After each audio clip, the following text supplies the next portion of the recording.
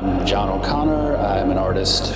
I primarily make drawings, large-scale drawings with color pencil, graphite, and paper. And this is my first experiment with an artist book. So I had an idea or a concept in mind at the outset, which was based on a word morph, where one word position sort of incrementally shifts and is replaced by another word. And I had this idea that a book form being sort of more sculptural, where there was no maybe beginning or end. It could take variable forms, almost like a Mobius strip or something that you could kind of enter into it at any point. So the original idea, the sort of paradox of tolerance, was a philosophical idea by Karl Popper from the 40s. So that was the idea that underpinned the main concept of the book, the idea that being tolerant of intolerance will eventually defeat the tolerant sort of starting point.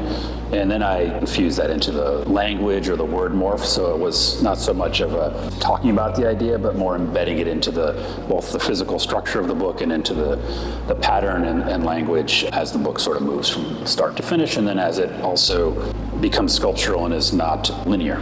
I think the way it fits into my general practice, I say, is particularly like the aesthetics are sort of similar in that way. I use a lot of bright sort of saturated colors, a lot of language, and also sort of the intersection, I guess, of abstraction and text is something that I've been interested in, and how data or systems can sort of lead to form. So the way that the book as a collapsed form relates to its pages, or the parts to the whole, I think is similar to the way I might work on a large scale drawing, where there's a kind of echo between a kind of detail and maybe the shape of something that's a small detail and then its overall form, almost like a chaos theory sort of idea.